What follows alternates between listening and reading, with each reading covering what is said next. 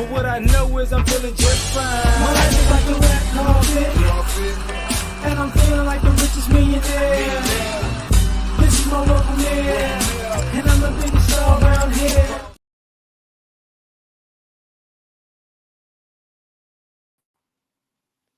What's happening? The last time I was on the road, so I'm sorry about that. I was getting calls, it was cutting it off. This time I'm at home. So if you see the thumbnail, you see the topic, uh, I'm gonna stick to the script. Black America is done coddling you. And I think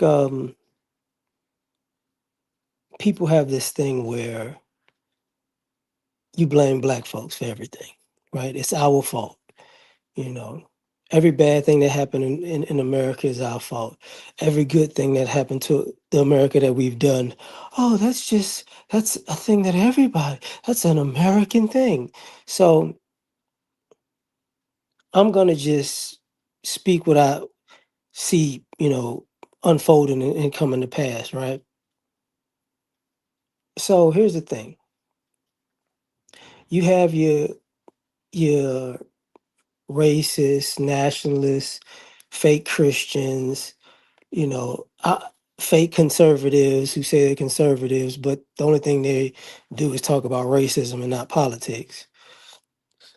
Fake, fake liberals who want, all these quote unquote liberal policies, but really, they don't. That has nothing to do with money, though. It has nothing to do with fixing the economy. And at the end of the day, they all somehow blame us for something or act like, oh, America would be much better if we wouldn't cater to you black folks. Well, when I saw the thing that people were, a little perturbed and not understanding why you didn't see a lot of black people at the No Kings protest, it's simple. You know, Black America is done coddling you. We're done going, oh, white America, racist people, liberals, conservatives. Oh, we're just gonna just, take the brunt of all of your complaints and just act like you're not just incompetent and you didn't mess up this country and you didn't mess up the economy and you didn't try to take, make America this imperialist, thing that controls the globe and you ruined the country. So, you have this thing where people go, oh, well, if we could do things our way, we're like, yeah, you know what? Black Americans like you did things your way. And we knew you doing things your way was going to lead to utter self sabotage and your ultimate destruction. We warned you for years. We told you for years, decades. But no, you didn't want to hear that because because hey man, the only way to talk to y'all is to coddle y'all. Black folks have to always were the ones picking up the pieces after you decided to do something stupid and it ruined your life. You got to be racist your whole life, and then you got old and white America threw you away. It was black people, coddling you, at the end of your life. I didn't know. I didn't know I was racist. I'm so sorry. If I all the other 75 years of my life I didn't like you people, but now then nobody cares about me. And I really see my ways. I'm so sorry. Like, shut up. Y'all were doing bad business. What happened? You did bad business and and you messed yourself up. We warned you. Hey, but a lot of y'all were just a lot of y'all were making a lot of money off of stolen intellectual properties, inventions, creations of black folks. And it's like but and then you go, these black people aren't learning, they're stupid, they don't know business, they don't create anything, they don't do anything. No, no, no. What it is we just stopped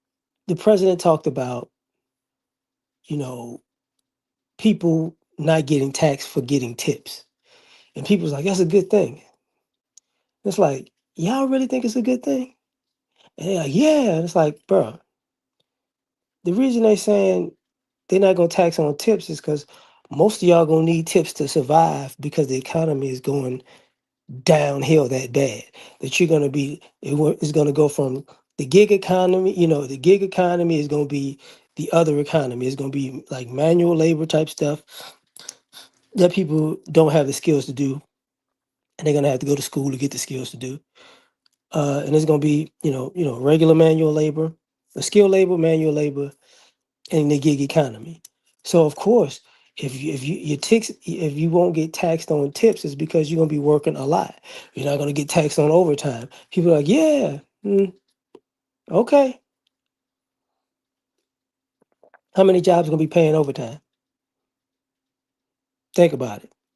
They're laying off left and right. People are trying to get AI to replace people, and you're clapping about overtime. You're stupid. Not because it's not a good thing on the surface. People like me will say you're stupid because somehow you don't see the other side of that equation. And we see the other side of that equation. But hey, at the end of the day, it's gonna be our fault. It's our fault. It was the blacks. I'm like, okay, cool. It's our fault. You gonna learn the hard way. Same thing with you folks out here. Well, I got to do it. The same thing when people are thinking about relationships and interracial relationships. Newsflash, we don't care. You know, the reason why interracial relationships are becoming a thing is because of social media. And the truth be told, the other reason why it's becoming a thing is because most people are in the same economic class. So we're done like, okay, so all your insecurities are because you're in the same class as the other people. We're done coddling you. So if you like, when I say interracial dating, I'm not just talking about say um the black and white issue where don't date my daughter. I'm talking about all these other groups. We not coddling y'all either. You know, the Hispanics don't date my daughter. The Asians don't date my daughter. We don't care. The Muslims don't date my daughter. We do not care. And the reason why I say we don't care is y'all actually think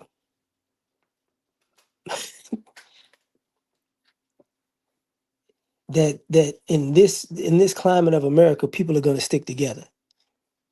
And what I mean by that is, man, do you know how many scumbags about to come out of the woodworks that's in your own community?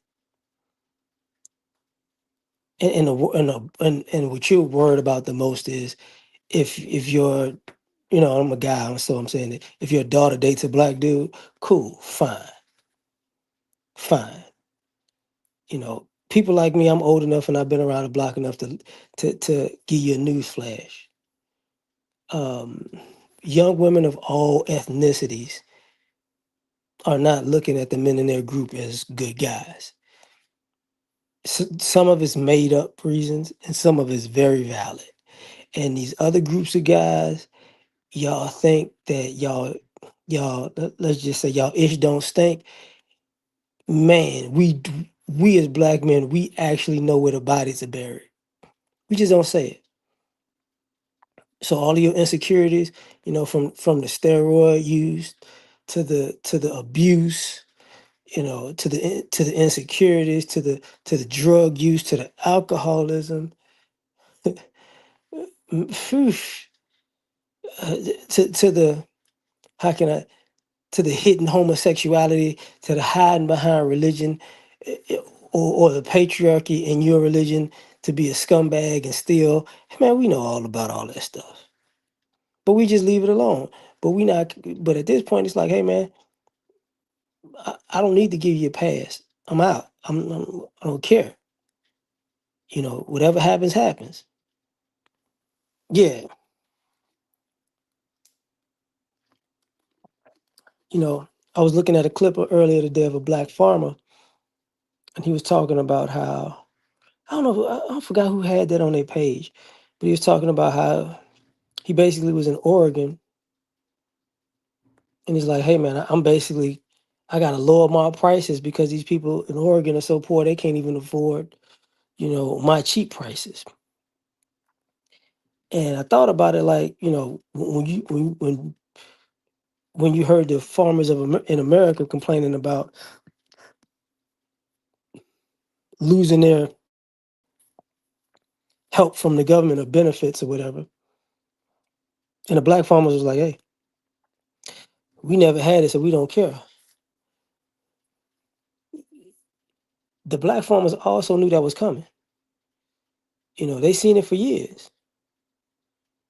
And so it's like, oh, now, they sold America out to Argentina, and it's like, whatever, dog, whatever, dog. Like, you believed in the American dream so much that you forgot what it was built on, and it was built on scumbag behavior. So, like I said, we're done coddling you because it's like y'all really don't know how big of a baby y'all are in this country. See, one of the biggest things a lot that America had for years is if we can blame black folks, all of our we're just gonna ignore all of our problems. And now it's kind of like, okay, we just gonna hold a mirror up to you.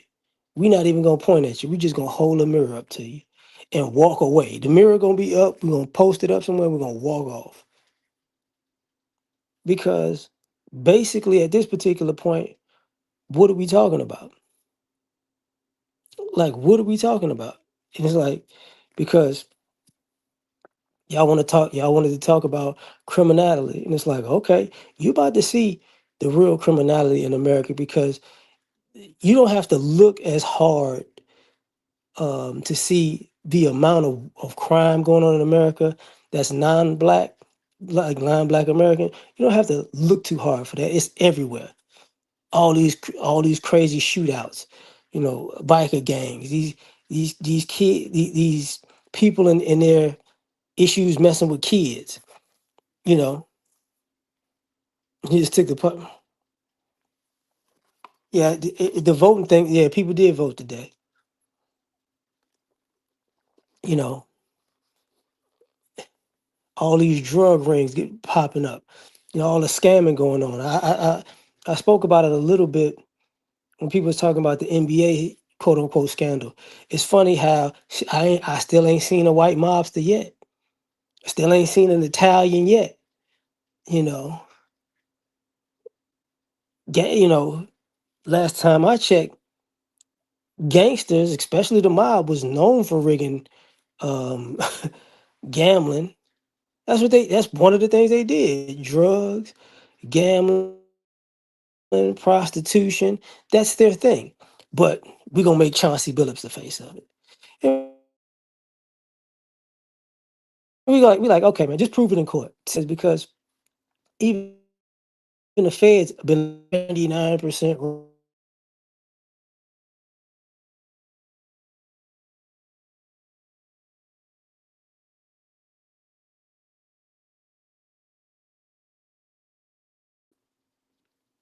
so excuse me. So we done calling you because we're not, how can I say this? We're not jumping to conclusions anymore, or jumping and reactive, like, oh, something happened to a black person. Oh, we gotta come out the woodworks. It's like, yeah, all right, whatever. The mob built Vegas, so yeah. That's what the mob built Tijuana too. The mob tried to build Cuba. That was why they had to, that's the reason why uh, America has an issue with Cuba because Cuba beat the U.S. military and the mob. and kicked them out of Cuba. Same thing. But this idea that if we're in the equation, all everybody else's BS gets covered up. It's like, nah, dog. Mm-mm, that's not what's gonna happen. Y'all finna be screwed. Like when I would talk about the massive debt in America, as far as think about it. I think I was listening to SWP earlier today, and he said the average age last year of a home buyer was 38 years old. So you living in the United States of America, the quote unquote richest nation in the world. And now you got the average home buyer is 38. The average price of a home is like 400,000, right? 400,000 plus or whatever. And we talk, people talk about, go to school, get an education. Black folks are dumb. Everybody else is smart, but these black people are dumb. So everybody is so smart that that they went to school and got an education, and now after they graduate, let's just say at 22, if you didn't get like if you don't get a master, at so you graduate at 22, 24, 26, just masters, doctorate, stuff like that.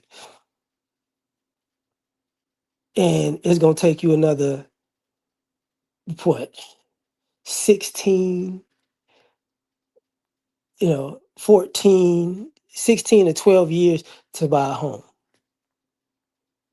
Even if you came from the nicest suburban neighborhood and you went to the best schools and you got the best education and you have the best networks and you have the best path to success, it still average out that you're gonna wind up buying a home at 38. And the mortgages is 30 years. So you gonna if you got to make sure you're employed for 30 years consecutively paying the mortgage, which will probably rise,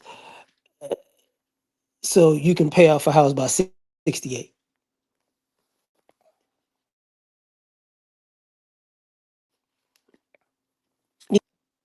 Hmm. Exactly, Alchemist. That's what that is. He said it's because you know, but but this is about go to school, get an education, because you'll be better off than them blacks. The blacks that can't read and they're going to jail. Hmm. Okay, so we can't read. One in three of us are going to jail, and the reason I gotta say what I'm saying is because I'm gonna get to the other part that's actually more important.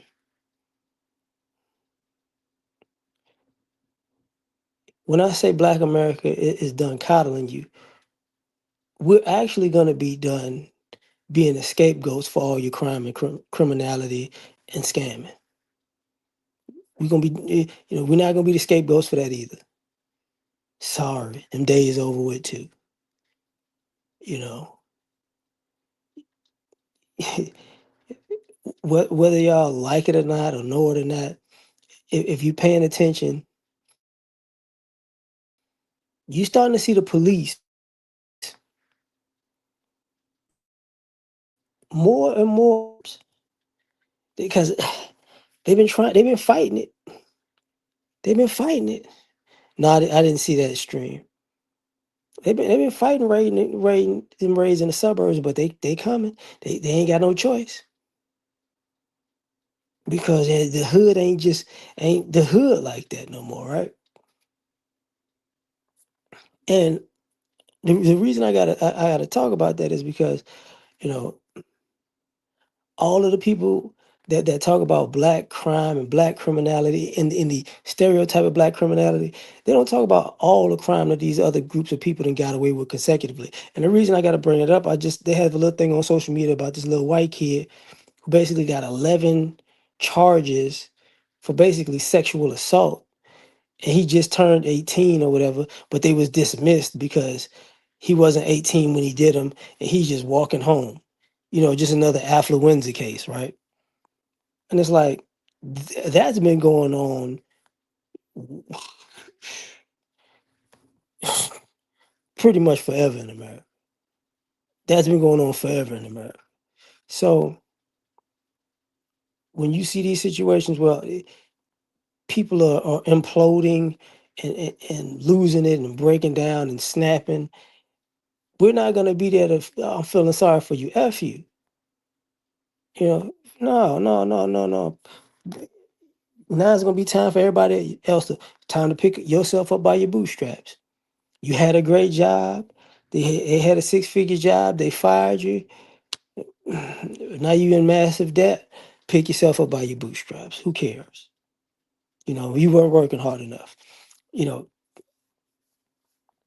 oh, and I gotta say it when I say that in the business sense. You see it even online and social media. All these people, they swear that they're good business. They do great business, and basically what they're doing is getting somebody to buy a product, and after they buy the product from they give them the middle finger and move on and say I'm rich. Y'all finna start getting hunted down, just for the record. So I hope it was worth it. I hope, talking to people like, how can I say, talking tough to people like David Goggins, after you took their money, I hope y'all realize somebody gonna be kicking in y'all door. And people gonna go, hey man, hey man, it is what it is. It is what it is. So what? Y'all said that type of criminality didn't exist. It is what it is. Who cares? Then it's no nice way to talk about this part either, but it is what it is.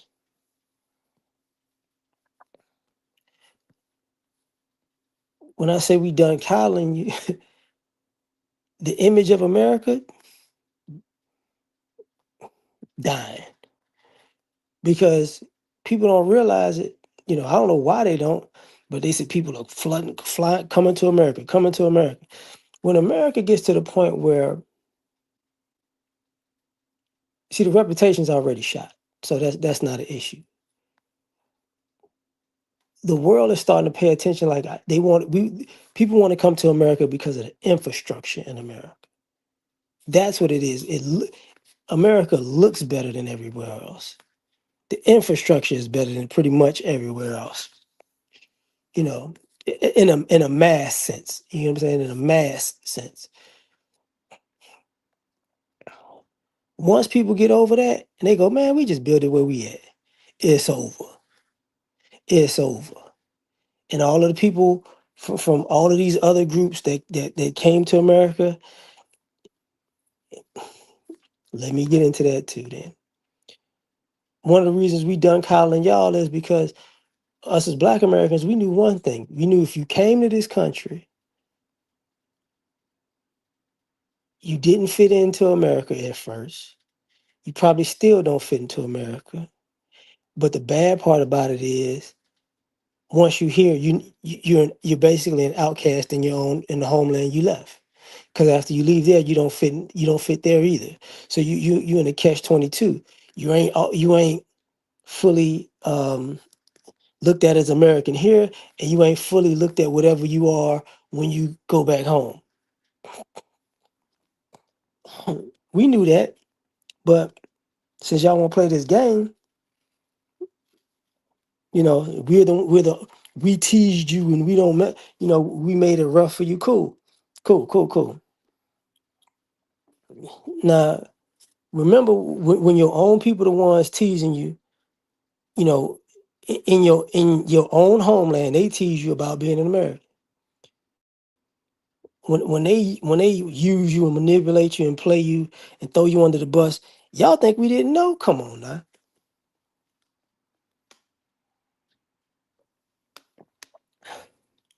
Y'all think we didn't know that? So we done coddling you. No, you on your own too.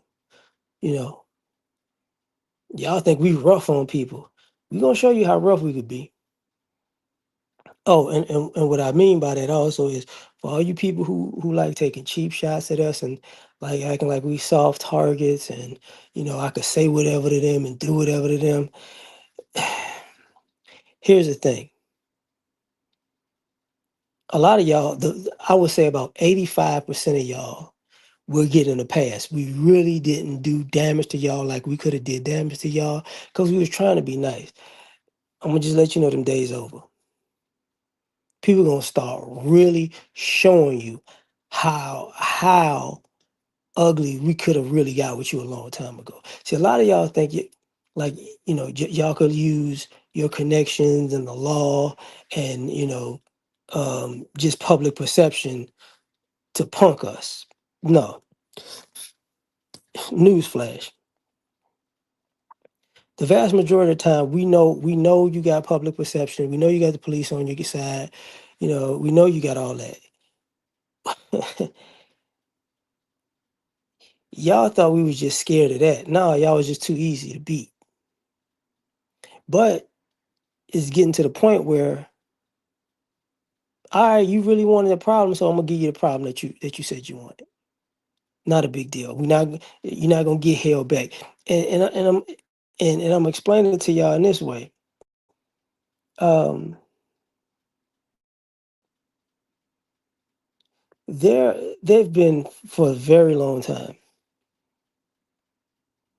They've been black men who been incarcerated. They got nothing to lose, and because they got nothing to lose, even the officers, the correction officers, leave them alone because they go, you know what? Leave that fool alone because he gonna really do something to you. He already here. He never leaving. You gonna tick him off, and that's it. And the crazy part about that is, and I'm just using a person in jail who's incarcerated as the premise. People know the same thing, have the same concept about people who are not criminals at all, who've never committed crime. They go, oh, leave that person alone, because they really gonna take it where you playing like you gonna take it. I don't need that problem today. That's gonna be on the table way more than it's been. You know what I'm saying? So it's like, cool. We done calling y'all. You know, you go out. We go places. Y'all give them snarky looks and roll your eyes. You might get smacked in the face. Just you know, you want to be passive aggressive. We're gonna screw the passive part. Done coddling you, because people get tired of that. That's a whole nother aspect. Um, boy, if I say what for you black folks that's out here who are on the sellout train, y'all know what it is. We've been done calling you too. Hey, y'all, because we know the same people that you using to turn on us as a group of people gonna turn on you, and you got to stay over there. No, ain't no brother. Let's get it together. No, stay over there. You non black. Let's just say non-black American folks and non-black folks who do the same thing. Y'all throw us under the bus to get ahead. You gotta stay over there. I don't care that they're disrespecting you. I don't care that they're embarrassing you. I don't care that they're abusing you. I don't care that they're punking you. I don't care that you feel that they're stealing from you. Not my problem. Not that now that you're on the end of the barrel of their gun, ain't my issue. We're not gonna stand in front of the barrel for you. No, it's cool. It's cool. Stay over there. Stay over there. And when I say stay over there, and what I'm basically saying is, you can't come over this way. Mm-mm. There ain't no bend the knee, kiss the ring. No, it's just be over there. You know that's where we're having an issue now. Like The only group of people that I can say Black America is gonna always be cool with, and that should tell you. And when I say this, it's gonna be it's true, and it's messed up to show the inhumanity of these other groups. We're gonna always rock with disabled people. You know, paralyzed, wheelchairs. We don't. It doesn't. The race of it doesn't matter. You know, if you're a disabled person, we got you. Like we're not. You know, we're gonna always be protective of those group of people. All these other groups of people, they're not like that. They're not like that. And and I can say that because um, the parents of those type of people, they're more comfortable with us as a group than other groups of people. Because for some odd reason, you know, they have to have a their kid has to have a disability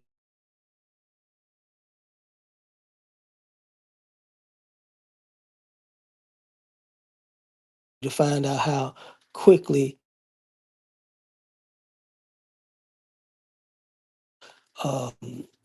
gimp or have some type of deformity or something like that. We cool with all that. We don't care about none of that. You know, but everybody else, oh, they just get rid of a person for that. It's like whatever, whatever. So they cool. Everybody else, y'all on y'all. And at the same time,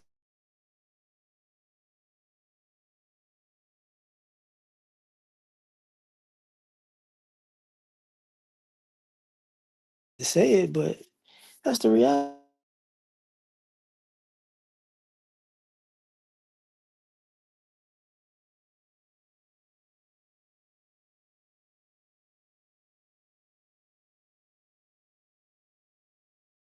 Like they're basically the last group to the party right now, you know. But Asians will say we go to school, we get educations. Yes, we know. White people, we get educations. Yes, we know. You know, um, but we were the first people to tell people there's a glass ceiling, which means no matter how much education you get, there's only so far that you're gonna go in corporate America, and sometimes even in the business world because of racism. People don't want to hear that, but that's the truth. Asians figured it out. They call it the bamboo ceiling. They ain't talked about that forever in a year, you know, but they know exactly what it is. So they just kept quiet because it's like, yeah, they talk that education stuff. Africans, they figuring it out. Middle Easterners, they figuring it out. And the reason I say that is because you've noticed that all of these historic groups who use quote unquote education as a way out, their family members are starting to get into entertainment and sports, which wasn't a thing, which people forget. It really wasn't a thing for us black folks like that either. See, it's just something that happened along the way. That's the MO. It was it was just a different avenue to make money because all the other doors had been closed. So now all these other groups are realizing, man, I'm gonna go be a comedian. Let me try to do this social media thing. Let me go be a DJ. You get what I'm saying? Let me make music. Let me be a producer. Try to make a movie or something like that. It's like, oh, okay. Let me go be a fighter or athlete. Oh, okay. Interesting. It's very interesting. But now it's like, oh, who knew? Who knew? We knew. We said it before. You know. So you mean to tell me just like shout out to Edward Anderson. We was talking and he said something that he's like, most white Americans don't realize that a lot of Indians own a lot of, like, is it hotels or motels? But they've been owning a lot of hotels or motels in America for decades. They started decades ago. Like I remember when that was happening when Howard Johnson, the hotel chain was notable. And he said, when these people find that out, oh, they gonna crash out. I'm like, yep. I said, but the thing about it is, you know, and the Indians who have that business, that's the thing that you're gonna see less and less people wanting to frequent these hotels because somebody Indian owns it, and really it's not gonna matter because at the rate of inflation and the cost of these apartments and townhomes and people not being able to afford a down payment to get a home, it's gonna be people gonna be at a lot of hotels, and but I know America's stubbornness of groups in America will not frequent certain places if they don't see a familiar face. Even if they're on the verge of being homeless that night, I'm not gonna give my hard-earned money here because you're Indian. The owner's Indian. I gotta find a white place. Cool, cool. Is what it is. So they're gonna try to torpedo that business too. But hey, hey, not our issue. Not our issue. And the reason I gotta say that is because at the end of the day, everybody wanted to be on a winning team in America by by by sabotaging the opponents. You never actually won. You just cheated all the time. And one of the major problems with cheating, people say if you ain't cheating, you ain't trying. Well, that becomes a problem because you stop trying when all you do is cheat. So you know how to compete because all you know how to do is cheat, and you cheated yourself out of the ability to actually know how to win. So you know, and I've said it years ago where people like to play this game of using us as black people, black Americans, as a thing where we're athletic and that and the third because of slavery, and we were bred to be these super athletes.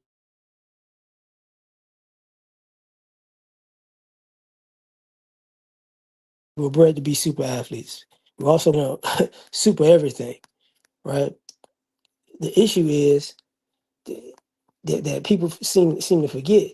If black people were bred to be all these extra super things now, that means the other people who were in quote unquote control, while they were breeding a better person, a better human being for their benefit, they weren't becoming better people. So while you're basically building somebody to be the next thing, you basically um you're breeding somebody in the evolution, but at the same time you're devolving. So that's the fear of America now. Yeah, you got the numbers, but yeah, do you really have the numbers? Because you got evolved versus devolved, and cool. And we don't even care. We're like, okay, whatever, whatever, man. Because what we're witnessing is the death of the American dream and the death of manifest destiny. That's what the death of quote unquote white supremacy.